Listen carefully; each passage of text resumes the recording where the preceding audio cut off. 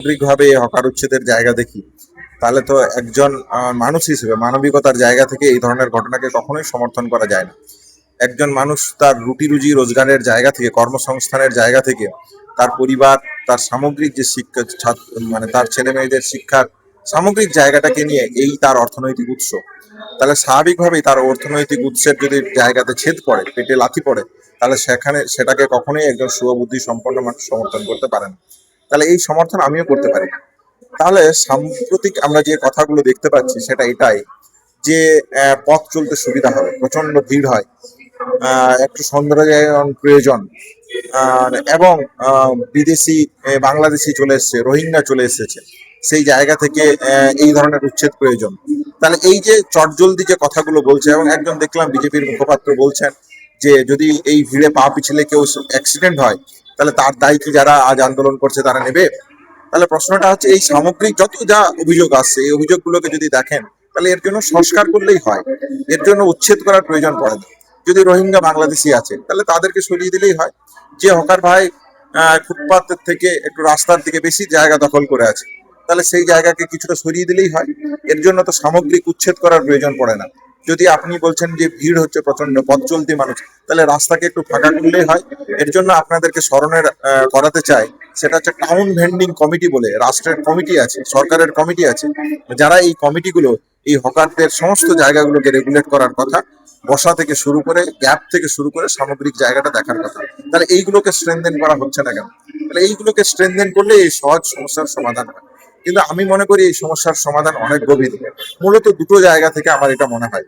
আপনারা যদি দেখেন, অমৃত ভারত যে স্টেশন স্কিম, সেই স্কিমে তারা পরিষ্কারভাবে বলছে যে স্টেশনগুলোকে আমূল পরিবর্তন করা প্রয়োজন, এবং তার ফার্স্ট কাজ হচ্ছে এই হকার উচ্ছেদ করে সেই জায়গাকে ফাঁকা করা। সেই জায়গাগুলোতে যেগুলো মাল্টি ন্যাশনাল ব্র্যান্ড কোম্পানি আছে, ম্যাকডোনাল্ড, হলদিরাম, ওয়াও মোমো, এদের জায়গা তৈরি করে দেওয়া, food shopping company, jewellery stall, এই ধরনের জায়গা ক্যাম্পাস, এই স্টেশনগুলোতে তৈরি করার কথা তারা বারবার রাখছে। তাহলে এইটা তাদের উদ্দেশ্য, এটা তাদের মোটিভ। তাহলে এই মোটিভের উদ্দেশ্যে তারা এগিয়ে যাচ্ছে। তাহলে যদি আমাদেরকে দেখতে হয় যে কোনটা আইনসঙ্গত আর কোনটা ন্যায়সঙ্গত, সেই জায়গা থেকে আমরা যদি মনে করি যে ন্যায়সঙ্গত জায়গাকে সবার আগে এগিয়ে রাখা উচিত। অভয়ার ন্যায় বিচারের আন্দোলনেও আমরা দেখেছি যে ন্যায় বিচারের জায়গা প্রাথমিক জায়গা। তাহলে কর্মবিরতি করব না, আন্দোলনে মিছিল করা উচিত কি উচিত না, মিছিলে কি স্লোগান দেবো কি দেবো না, তাহলে সব সময় তা আইনসঙ্গত হয় না, কিন্তু ন্যায়সঙ্গত হওয়া জরুরি। অভয়ার সাথে যে ঘটনা ঘটেছে তার বিচার হওয়া জরুরি। তাহলে ঠিক সেই রকমই হকারদের সাথে যে ঘটনা ঘটছে, আজ যে ঘটনা ঘটে যাচ্ছে, তার প্রতিবাদ করা জরুরি। সেই জায়গা থেকে আইনসঙ্গত না হলেও ন্যায়সঙ্গতের জায়গা থেকে এর প্রতিবাদ করা প্রয়োজন। এবং আমি সরকারের থেকে সমগ্র শুভবুদ্ধি সম্পন্নের কাছে, মানুষের কাছে অধিকার রাখবো, এই জায়গা অবিলম্বে বন্ধ হওয়া উচিত। এবং হকারদের পুনর্বাসনের যে পরিকল্পনা, সেই পুনর্বাসনের পরিকল্পনাকে সামনে রেখে ছোট ছোট দোকান তৈরি করে তাদেরকে সামনে নিয়ে এই স্টেশনগুলোকে নিয়ে পরিকল্পনা করা প্রয়োজন। এই পরিকল্পনা যদি করা যায়, তাহলে কোটি কোটি মানুষের যে পরিবার, সেই পরিবারগুলো সুনিশ্চিত হতে পারে, তাদের কর্মসংস্থান সুনিশ্চিত হতে পারে। স্ট্রিটের ক্ষেত্রে যেটা এখনো অব্দি আমরা জানতে পেরেছি, সেটা হচ্ছে যে ওখানকার মিউনিসিপ্যালিটির থেকে বারবার তারা বলে গিয়েছে, কিন্তু তারা নোটিশ কোথাও দেয়নি।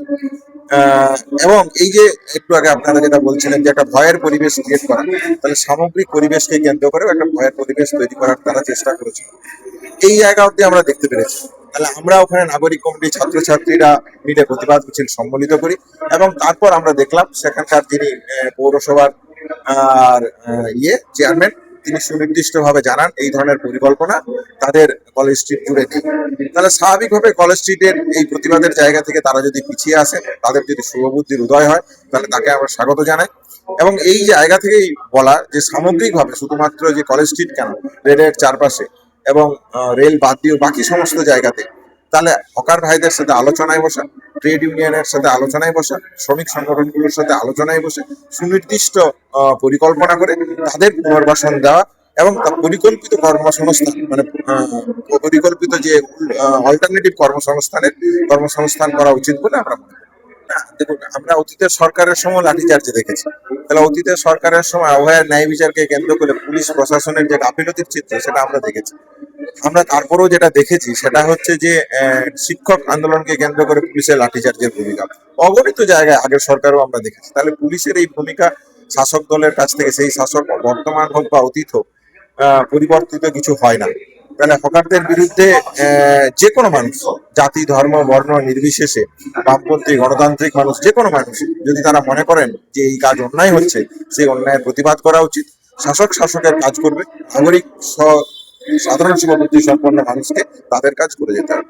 তাহলে সামগ্রিকভাবে আমরা যদি দেখি, তাহলে তাদের উদ্দেশ্য যেহেতু এটাই, তাহলে সেই উদ্দেশ্যকে সামনে নিয়ে তারা এগিয়ে চলেছে। তাহলে প্রয়োজন কি? প্রয়োজন হচ্ছে যে একটা নাগরিক আন্দোলন।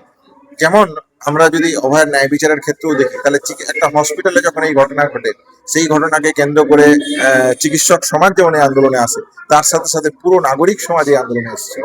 ঠিক সেই রকমই আজকে যখন আমরা এই সমস্যার কথা দেখতে পাচ্ছি, তাহলে এই সমস্যাকে সামনে রেখে জাতি ধর্ম বর্ণ দল ভাষা নির্বিশেষে সমগ্র মানুষের ঐক্যবদ্ধ হয়ে এই আন্দোলনে আসা উচিত।